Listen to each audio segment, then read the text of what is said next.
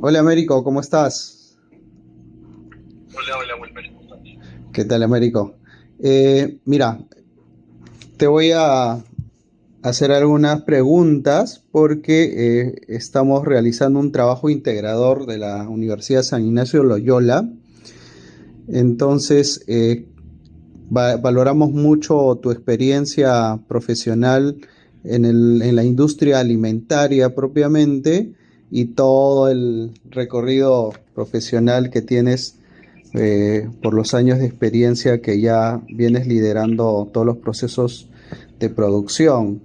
Entonces me gustaría un poco, Américo, que puedas presentarte, tu nombre, tu profesión, en qué empresa estás laborando, principalmente en alimentos, si que estás laborando o has laborado, y, Ujú. y un poco tu experiencia, ¿no?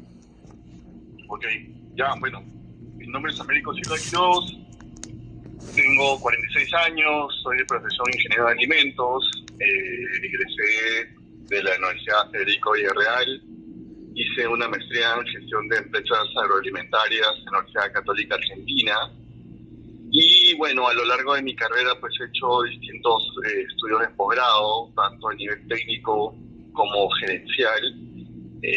Dentro de mi experiencia laboral, los primeros años, pues, lo dediqué a la parte de calidad, digamos, mejor contigo, esos. Y luego estuve como jefe de producción a lo largo de 10 años. Y ahí estuve liderando empresas de distintos rubros, siempre en el ámbito alimentario, tanto de premezclas, panería, pastelería, línea de arroz, azúcar, menestra y después snacks.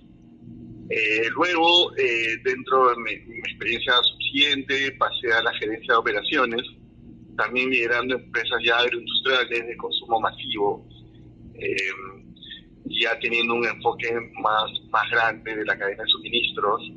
Y eso es lo que estoy haciendo desde hace más o menos 10 años también.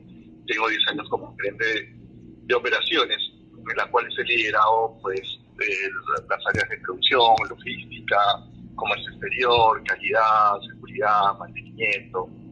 Y bueno, estos últimos 2 años, más bien cambié de rubro porque yo ya consideré pues como un reto personal y profesional salirme un poco de la industria de alimentos y de hecho me pasé a la industria del acero y fuera que es una industria totalmente distinta, pero los procesos operativos, operacionales, logísticos son muy parecidos.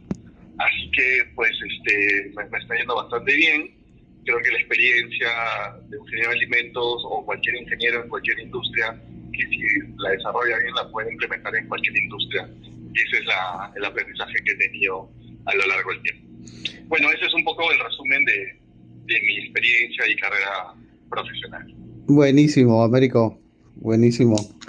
Eh, Dado tu experiencia, Américo, me gustaría hacerte una baluta de preguntas. Son más o menos 16 preguntas basados en tu experiencia netamente.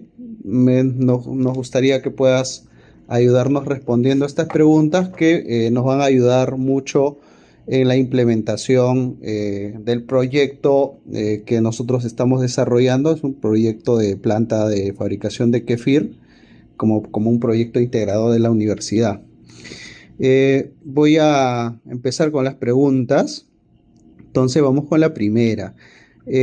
¿Cuál ha sido los principales desafíos que has enfrentado en la gestión de producción y cómo lo has superado? Ok. Creo que en toda empresa productiva hay un indicador, una meta, un desafío que es tener una eficiencia global de equipos alta. Este indicador justamente engloba distintos criterios, pero que tienen que ver o sea, en resumen, de disponibilidad, rendimiento y calidad. Ese es creo que el indicador madre de toda unidad productiva. Entonces, que tiene que ver con mantenimiento, la calidad de los productos que arroja y la disponibilidad de las máquinas para hacer. Entonces, Este es el principal reto porque también tiene que ver con el nivel de servicio que brinda la operación, la planta, hacia sus clientes, que finalmente son a los que nos debemos. Entonces, enfocarnos en estos tres criterios y tener una alta disponibilidad, una alta eficiencia global, pues es el principal desafío de una planta productiva. Y ahí están los retos. ¿Cómo se logra superar esto? Pues, bueno, con muchos proyectos, ¿no? Creo que dentro de mi experiencia he tenido que ir de poco en poco utilizando metodologías de GIT. Por ejemplo, GIT tiene que ver con determinar priorización de proyectos que tienen que ver con la gravedad, urgencia y tendencia, ¿no? Identificar cuáles son los principales problemas y con eso atacarlos poco a poco, porque si no te agobias, si no es que te agobias. Entonces, ese rumbo y esa identificación de prioridades te va a dar justamente la pausa y la tranquilidad para hacerlo más efectivos. Y ese es el reto principal, también determinar cuál es tu prioridad y cómo atacarlo, porque si vas a ir por el que menos te impacta o el que menos valor tiene, pues no has hecho mucho, ¿no? Buenísimo, Américo. La segunda pregunta es, en línea con lo que acabas de decir, el tema de implementación. ¿Cómo has implementado metodologías como el Six Sigma, Kaizen, Lean Manufacturing en tus procesos productivos? Ya, ok. Primero, yo cuando estudié la calidad, había una frase importante que es saber escuchar el proceso. ¿Qué significa? Que tenemos que saber cómo está el proceso, medirlo, saber sus deficiencias, sus oportunidades. En base a eso, y obviamente todo ese conocimiento de escuchar el proceso lo haces con datos, con información.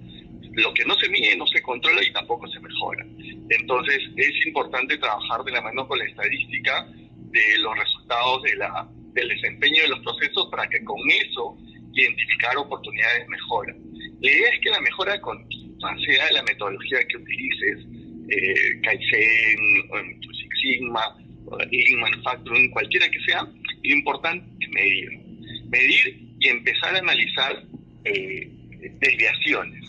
¿Ok? Entonces generar un equipo de mejora continua, porque es importante, para que todos aporten en la solución de las desviaciones, como identificando causas raíz. Y a partir de ahí utilizar metodologías tipo Ishikawa, 5x, metodologías A3 para identificar las causas. Y justamente eso también te da un lineamiento a seguir ordenado para que uno pueda corregir las desviaciones. Y ya luego, si es que quieres hacer un proyecto esbelto, utilizas metodología Six Sigma. Pero es importante la estadística, porque si no lo mides, no lo mejora. Bueno, perfecto. Muchas gracias por las recomendaciones, Américo. La siguiente pregunta es, ¿qué estrategias ha utilizado para optimizar costos en la cadena de suministros sin afectar la calidad del producto? Ok, o sea, a ver, dentro de la cadena de suministros hay los desperdicios que dice Lean Manufacturing. Entonces, existen desperdicios de transporte, sobreproducción, sobreinventario, etcétera. Yo creo que es importante identificar estos desperdicios para justamente atacarlos y ver cómo haces eficiente la cadena de suministros. La calidad tiene que estar de la mano del nivel de servicio que quiera uno atender al cliente. La calidad, en síntesis, es la aptitud del uso del producto o del servicio que nosotros entregamos a los clientes. Entonces, es parte del diseño del proceso. Entonces, no se tiene que ver comprometida la calidad si es que el diseño del proceso está de acuerdo a la necesidad del cliente. Entonces, primero, identificar dónde están tus desperdicios de los procesos. ¿Ya? Y eso te va a identificar justamente dónde son tus problemas mayores. Finalmente, lo que dice Pareto, ¿no? cuáles son los grandes problemas que te generan, o los pocos problemas que te generan los grandes, los pocos temas que te generan los grandes problemas, ¿no? Entonces, va por ahí. Y es nuevamente ir paso a paso, no de golpe. Excelente, excelente. La siguiente pregunta, igual seguimos un poco con la cadena de suministro, pero está orientado a cómo has manejado la planificación de la demanda y el abastecimiento en tu experiencia profesional durante estos años.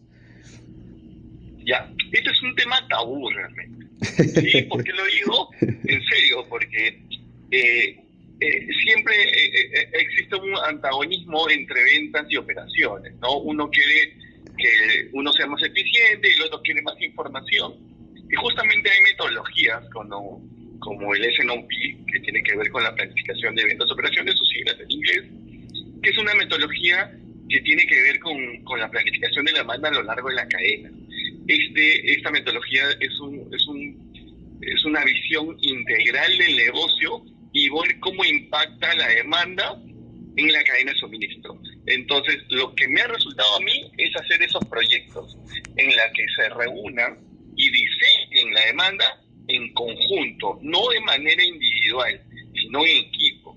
Entonces, diseñas cuál es tu meta de venta anual, por ejemplo, y después la vas ajustando a lo largo de los meses, como con reuniones participativas, colaborativas, entre el área de operaciones, el área de producción, el área de ventas, comercio exterior, inclusive finanzas, porque finanzas determina el presupuesto del gasto de esa materia prima que se necesita para la producción de esos productos terminados que lo va a querer venta.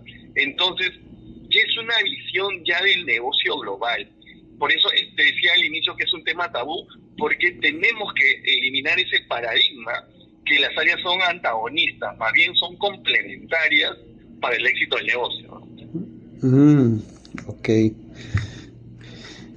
La siguiente pregunta, Américo, es ¿qué indicadores clave de desempeño consideras esenciales para la gestión de la producción eficiente? Ya mira, para producción, propiamente para producción, es distinta que logística u operaciones, que es más global, o distribución. Para mí la producción debería ser el primer indicador madre, que es el OE, que mide la eficiencia global de equipos. Con eso determinas qué capacidad tiene tu proceso para obtener productos de calidad, qué disponibilidad tiene las máquinas para poder hacer frente a la demanda. Eso para mí es lo más importante. Y después, que es parte de producción, es el fill rate, que es el nivel de servicio al cliente. Si bien es parte de toda la cadena de suministro, pero lo engloba. Y por último, para determinar desperdicios, es importante para mí determinar un porcentaje de scrap, que son los desperdicios propiamente generados en el ámbito productivo, ¿no? Por ejemplo, puede ser el porcentaje de desperdicios que se genera en un proceso de envasado, la lámina, cuánto porcentaje es. Entonces, eso forma parte de tu costo directo de producto. Mientras tengas menos porcentaje de scrap, puedes ser más competitivo en el mercado. Entonces, existen muchas metodologías para que los equipos sean con menos errores, ¿no? Y arrojen menos desperdicios. Perfecto. Siguiente pregunta, Américo. ¿Cómo has liderado la implementación de certificaciones de calidad e inocuidad alimentaria? ¿Y qué certificaciones eran ellas? Sí, bueno, yo he participado de muchas, tanto desde certificaciones locales como para extranjeras, ¿no? Con la ISO 9001, 22000, Euregap, GMP, muchas certificaciones, HACCP, kosher, orgánico. Y creo que la clave acá, primero, es tener un equipo multidisciplinario activo. ¿Qué significa eso? Que sea participativo con todas las personas que estén para la ejecución del proyecto. Por ejemplo, que participe el área de mantenimiento, que participe el área de almacén, que participe el área de compras, que participe de alguna manera en finanzas. Entonces, ese equipo multidisciplinario, también obviamente la parte técnica, va a aportar al éxito de este sistema. Sin ese equipo que lo haga, por ejemplo, si lo hace solamente calidad, pues el proyecto lo van a ver lejano. Entonces, ¿qué aporta este equipo multidisciplinario de muchas áreas? Que todos se hagan dueños, se hagan cargos del proyecto, que es la certificación, que lo hagan suyos, ¿no? Entonces, ese sentido de pertenencia cambia el enfoque del objetivo logrado. Entonces, es participativo. Entonces, al final, el que logró la certificación no solamente es el área de calidad, sino es el área de logística, mantenimiento, son todos. Y además, en ese punto, también comprometer a la gerencia general. Ya, a la gerencia general, obviamente, con su liderazgo, aplicar este concepto participativo, colaborativo, controlar las áreas. Pero adicional, y es ahí la labor del proyectista, el líder del proyecto, del sistema HACCP, de la certificación, es darle la visibilidad de lo que representa este presupuesto de gastos para la certificación, y que esto se lleve en los estados financieros, ¿no? Que no sea un problema final, que sea previsible. Entonces, es importante planificarlo, valorizarlo y transmitir al área de finanzas para que ellos lo pongan en su estado de resultados, en todo el tema de la parte financiera y contable. ¿Ya? Y con eso se hace global el objetivo de la certificación. No debe ser nunca hecha solamente por el área de calidad. Perfecto. Vamos con la siguiente pregunta. Dice, ¿cuál ha sido sus mayores logros en la optimización de procesos y reducción de desperdicios? Citaste desperdicios en tus respuestas anteriores. Va en ese orden esta pregunta. Ok, para mí, o sea, imagínate un almacén de racks selectivos con mayor a 4.000 posiciones. Para mí el mayor desperdicio que existe en estos tipos de almacenes que son grandes es el transporte. ¿Ya? El transporte, el exceso de transporte, de movimientos, no solamente te genera pues un bajo nivel de atención a los clientes, porque te demoras en buscar, el proceso de picking es muy largo, sino que también te generan costos asociados al gasto de combustibles y al desgaste de la mano de obra. Entonces, para mí, el desperdicio más importante en un almacén grande es el transporte. Entonces, he tenido experiencia en elaborar proyectos de rediseño de layout de estos tipos de almacenes para reducir los tiempos de picking y finalmente transporte. Eso ha generado, pues justamente lo que te digo, reducción del tiempo de picking, mayor atención a los clientes y en el tema valorizado, en costos, es el tema del combustible y también el desgaste personal. Entonces, todo esto es valorizable, entonces no tiene que ser efímero la mejora. Entonces, determiné, oye, mi gasto de combustible antes de la mejora ha sido tanto y con esta mejora ha sido tanto. Mi productividad de picking ha mejorado por el layout. Entonces, por ahí te puedo decir un ejemplo de mejora de los desperdicios. Y a nivel del proceso productivo, ¿qué experiencia de optimizar procesos tuviste, Américo? Mira, uno de los desperdicios es también las mermas, ¿ya? Yo trabajé en una planta de quinoa en la cual pues tenía un porcentaje de merma del 10%, ¿sí? Y era porque identificamos las causas, y las causas se debían a que la calidad del material venía con mucha suciedad. Entonces, ¿qué hicimos? Trabajamos con los proveedores desde campo y determinando antes una especificación de compra de material primo. Entonces, determinamos cuáles no debería ser nuestra especificación para lograr menos porcentaje de merma. Ok, esa especificación trabajamos con el proveedor, desarrollamos a los proveedores para que me entreguen ese nivel. Entonces, ellos hacían una limpieza previa, ¿ya? Le hacían una limpieza previa para que mi material llegue menos sucio. Entonces, yo tenga menos desperdicio, menos merma. Claro, ¿Ok? claro. Entonces, eso se consiguió no solamente por un tema de que yo le diga al proveedor, sino también fue amparado porque yo tenía un nivel bueno de paga con los proveedores. Financieramente tenía un buen nivel de pago a los proveedores. O sea, y los proveedores Ok, les ok. gustaba eso porque tenían mayor rotación del valor del dinero. Entonces, ellos al tener, entonces sacrificaban un poco la merma de ellos y finalmente me pasaban esa eficiencia a mí, yo reducía mi merma. Entonces no tenía problema con el ciclo del dinero, pero mejoraba yo, o sea, tenía un ganar-ganar, ¿no? Ellos ganaban por un lado y yo ganaba por el otro lado, que era tener menos merma.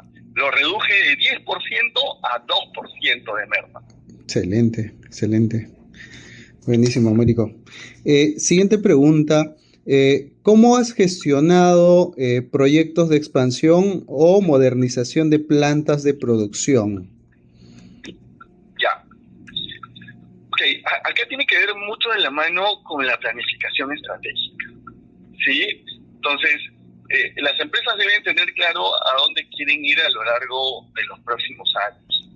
Y ahí tienen que tener mucha visión la gerencia, la parte financiera, el equipo en general, todo el líder gerencial, para determinar cuál va a ser la demanda futura, ¿sí? La demanda futura te ayuda a determinar pues la necesidad lo cruzas con la capacidad actual, tanto en términos de capacidad de almacenamiento o capacidad de producción. Entonces, es ahí donde determina la funcionalidad de la persona de operaciones o de planta para determinar si es que la capacidad que tengo va a soportar esa proyección de la demanda a lo largo de los años. Ese es el inicio. O sea, uno no tiene que proyectar un aumento de la capacidad porque quiere o porque ve que hay unas deficiencias, sino debe estar alineado a la estrategia de la empresa en base a la planificación estratégica. Entonces, con eso, determinas cuál es la necesidad, obviamente la inversión, y conjuntamente con la planeación estratégica se determinan el nivel de inversión valorizada a lo largo del tiempo, ¿no?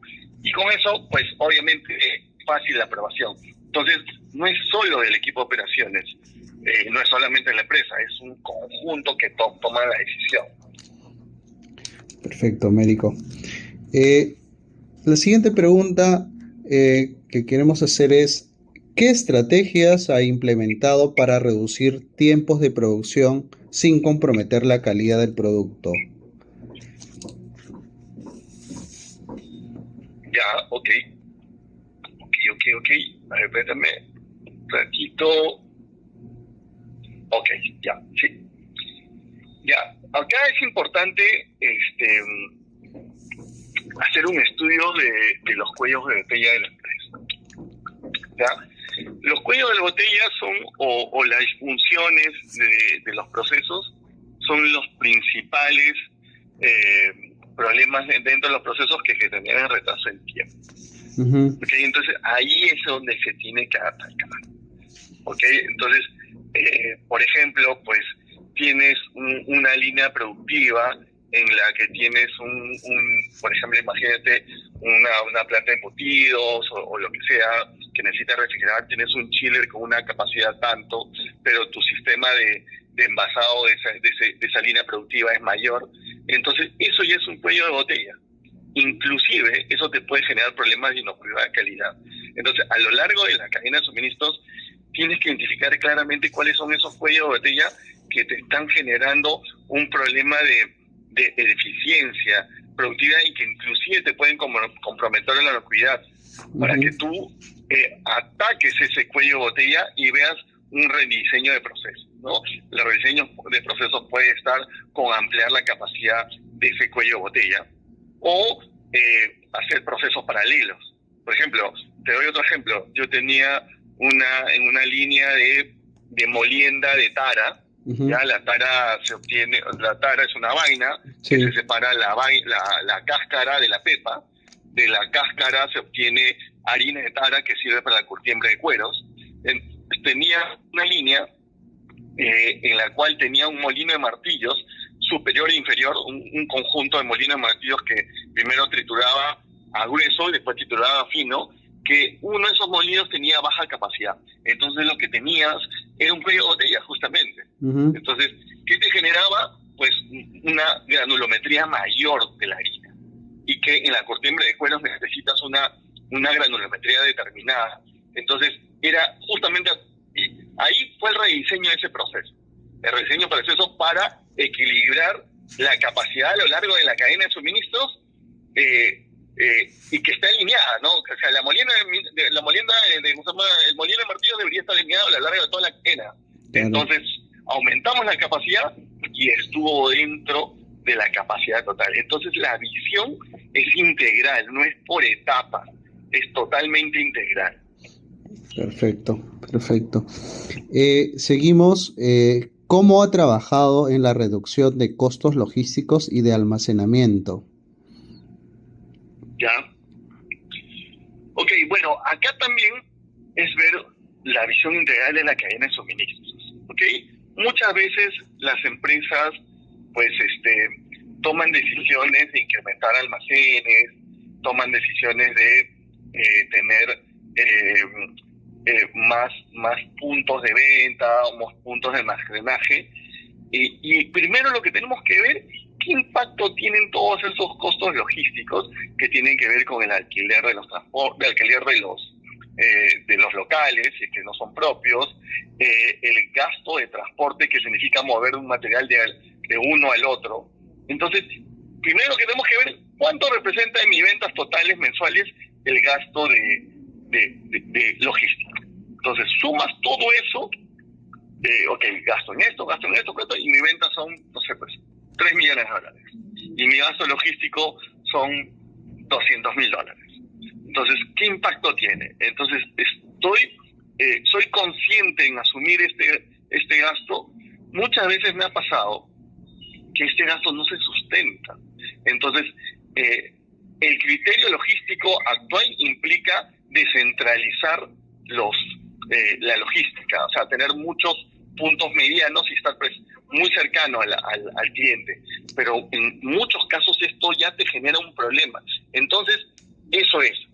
¿Cuánto representa mi venta? De la venta total. Uh-huh. Y a partir de ahí, inclusive, me ha pasado en una empresa de consumo masivo que he vuelto a una centralización en un centro logístico y que me ha generado un ahorro importante. Entonces, ahí tienes que optimizar tu espacio en almacenes, tienes que optimizar tu inventario sano, o sea, inventario de baja rotación, o sea, que tenga rotación alta, digo. Entonces, ahí tienes que empezar a buscar el costo de transporte. ¿Me es importante? No. Ok, entonces saco esa idea, pero la forma de llegar a determinar eso es viendo qué me impacta en el negocio, el costo logístico. Buenísimo. Gracias, Américo. Siguiente pregunta es, ¿qué importancia le das a la tecnología y la digitalización en la gestión de producción? Uy, en el caso de producción es súper importante, ¿no? Entonces, el concepto de la agilidad, el concepto de todas las metodologías Chico Sigma, el concepto de esbelto, primero es que las desviaciones se corrijan en tiempo. O sea, si tú ves una carta de control, hay límite superior, límite inferior, límite promedio. La idea es que estadísticamente, pues, esos resultados en el punto no te generen tendencias que se vayan a una desviación mayor hacia un límite inferior o un límite superior. Entonces, es tener el control en el tiempo, o sea, en tiempo real. ¿Y cómo obtienes eso? Con sistemas tecnológicos. Justamente, yo he trabajado con sistemas de SCADA que te miden todos los resultados de producción, y yo he trabajado en una línea avícola en Argentina que tenía todo el sistema de producción, todos los resultados en línea. Sabías qué estaba pasando, qué temperatura era el agua, cuántos milímetros de cloro estaba en la desinfección de las aves, cuántos pollos por hora pasaban, cuánto era el peso promedio. Todo eso sabías. Entonces, eso te da facilidad de tomar decisiones para lo largo de la cadena y hacer más eficiente la producción. Sin eso, que muchas de las empresas lo tienen, pues su toma de decisiones es lenta y no permite una agilidad y una corrección a tiempo. Entonces lo que pasa muchas veces que esa cadena de ¿cómo se llama? Esa línea de tendencia se va yendo a lo que uno espera. Entonces cuando te pones a controlar, que ya es después de días, entonces ya tu tendencia se está yendo a un límite inferior o superior que tú no esperas. Claro que sí, claro que sí. ¿Y cómo manejas la gestión del talento y las capacitaciones de los equipos en las áreas de producción? Ok. O sea, para mí me ha servido primero conocer cuál es el tipo de gente que tengo, ¿okay? Qué tipo de profesionales, cuál es mi equipo, ¿ok? Entonces, es importante determinar pues la matriz del talento, ¿ok? Entonces, y eso lo haces a todo tu equipo de primera línea, de segunda línea, para determinar cuáles son sus capacidades, sus potencialidades. Cada persona es distinta y no se puede aplicar un tipo de liderazgo, solo un tipo de liderazgo para todos. Entonces, identificando esto, tú puedes tener una forma de liderazgo a ese tipo de personas. Ya, porque si no, le estás dando un liderazgo que realmente no lo necesita y no lo va a potenciar. Entonces, primero es eso. ¿Qué gente cuento y cómo lo debo liderar? Y a partir de ahí, en ese mismo diagnóstico, buscar cuáles son las oportunidades de capacitación y también sus oportunidades de línea de carrera de la empresa. Si es una persona, pues es una estrella, por así decirlo, que tiene que ver con esta matriz, pues ahí le doy más las balas. Uh-huh. Pero si es más bien una persona lo contrario, pues entonces lo rebusco, le doy otro tipo de liderazgo y puedo darle otras funciones. Entonces el talento se tiene que moldear de base a lo que yo tengo. Es construir en base a lo que yo tengo. No es hacerlo, no es un plan, no es un modelo normal para todos. Es aplicable a la responsabilidad y a la capacidad de cada uno. Perfecto. ¿Y cuál ha sido tu experiencia en la negociación con proveedores para mejorar la eficiencia de la cadena de suministro? O sea, todo siempre me ha resultado pues que experiencias, que estos relacionamientos con proveedores tiene que ver con un enfoque de ganar-ganar. ¿Ya? Y tampoco no es efímero. O sea, en base al planeamiento estratégico, en base a la predicción futura de la demanda, pues uno negocia pues contratos a largo plazo o a mediano plazo. Eso, la idea es que eso se transmita a los proveedores y buscar proveedores aliados, ¿no? Estratégicos que te permitan que esa proyección futura también lo tenga esta persona, entonces, o este proveedor. Entonces, este alineamiento de la estrategia no se queda con la empresa, sino se transmite al proveedor y que esa tranquilidad futura o la proyección futura le permite al proveedor también diseñar sus procesos. Me ha pasado que también el diseño de los procesos muchas veces en proveedores estratégicos no se limita hasta los procesos de la propia empresa, sino van más allá hacia los procesos de los proveedores. ¿Con qué objetivo? De buscar oportunidades. Uh-huh. La idea es que se encuentren oportunidades en los procesos que ayuden a que la eficiencia de uno aporte a la eficiencia del otro. Por ejemplo, no sé, quieras contratar transportes y tienes que hacer un última milla con transportes de 2 toneladas, tipo H100 Porter. Uh-huh. Entonces, ves que el proveedor pues tiene pues deficiencias en manejar ese tipo de transporte porque tiene dificultades en lo que sea, entonces vas a su proceso, ves que te permita trabajar en su proceso y encuentras en conjunto justamente esas oportunidades. Ok, acá hay una oportunidad de ahorro en combustible por el efecto de tener tal cosa. Entonces le transmiten, trabajen en conjunto y logran algo en común.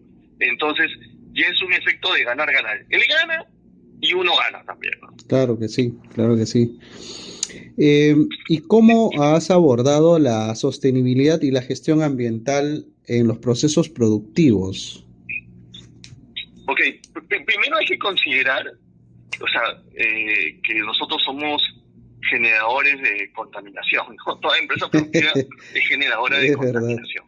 Creo que eso hay que ser conscientes de eso, porque estamos tratando un producto utilizando recursos de la naturaleza y eso genera pues un efecto, cualquier efecto, un efecto al medio ambiente. Entonces, a partir de ahí hay que ser consciente que hay que tratar esos efluentes o los desperdicios al medio ambiente de forma responsable. Y bueno, y nos amparan en términos legales para poder cumplirlo. Existen modelos normativos ambientales para poder soportar cualquier cosa. Pero fuera de eso también es importante que la conciencia ambiental pues en este momento es muy importante, no solamente para nuestras generaciones futuras, o sea, hay que verlo de esa manera, ¿no? Concientizar a todo el equipo, a toda la empresa que no somos, no termina en nosotros, ¿no? Sino termina, pues, o sea, esto sigue para nuestros hijos y así los hijos de nuestros hijos. Pero también es importante hacia el marketing de la propia empresa.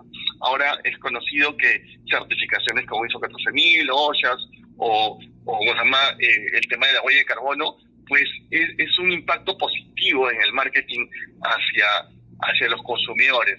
Existe ya una onda verde muy participativa, entonces que sí es promovido por muchos consumidores de clientes exigentes en el mercado europeo o americano. Entonces tener un sello del cuidado del medio ambiente pues te aporta también un punto más para ese beneficio comercial. Por supuesto, por supuesto. Entonces, ¿qué tendencias en la industria de producción consideras más relevantes para los próximos años? Ya, ok. A ver, yo creo, ¿cómo te dices de productos o sistemas productivos? Tendencias en la industria de producción consideras más relevantes para los próximos años. Tendencias en la industria de la producción. Ya. No te refieres de productos, sino sistemas productivos. Sistemas productivos propiamente. ¿Qué tendencias para los próximos años? ¿Cómo ves? Ya, ¿no? yo creo que acá es el uso de mucha tecnología, ¿no? La tecnología va a marcar la pauta de todos los sistemas productivos, pero no solamente para enfocar los resultados de la propia producción, sino que llevarlos hacia un plan de demanda, ¿no? Hay que saber cómo yo puedo afrontar la demanda, ¿ya? Y eso te genera la agilidad y el nivel de servicio. Hay que saber qué es lo que quiere el cliente, ¿ya? Cómo nosotros atender al cliente. Y eso sin tendencias es que todos sepan qué es lo que quiere y cómo vamos a obtenerlo con información pues en línea, ¿no? Ya, eso para mí es la tendencia más importante, conocer al consumidor. Perfecto.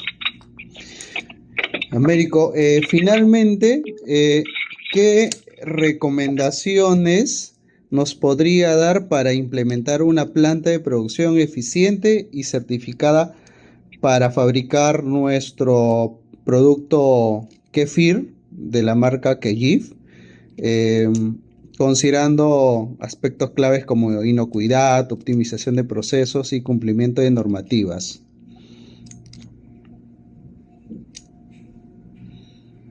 No te escuché ahí, Wilmer.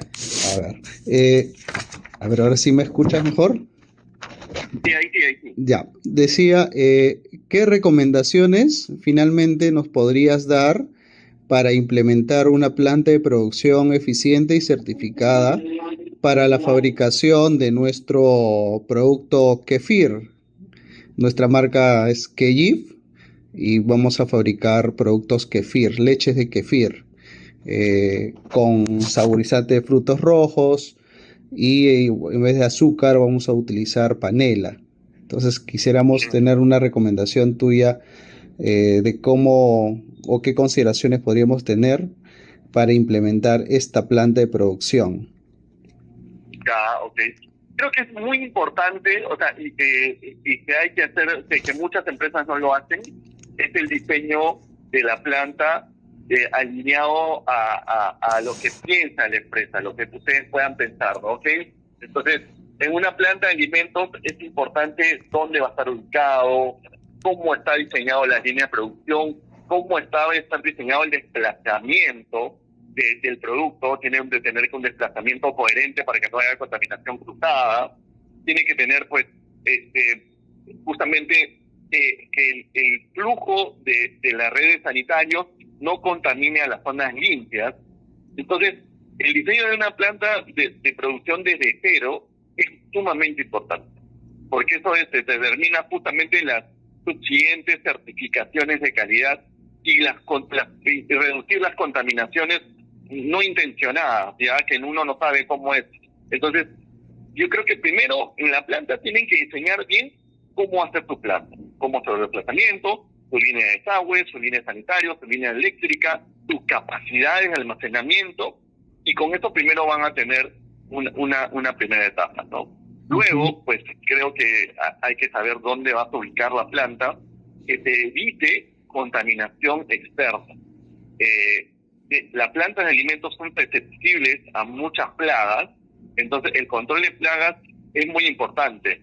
Por ejemplo, si lo quieres ubicar en la zona de Lurín o al sur, me ha pasado que hay muchas experiencias que han tenido problemas de insectos voladores como moscas, porque es una zona donde tiene problemas el agua. Entonces hay que saber, vas a tener que poner más controles para reducir eso. Entonces, eso es lo primero que tenemos que poner, ¿no?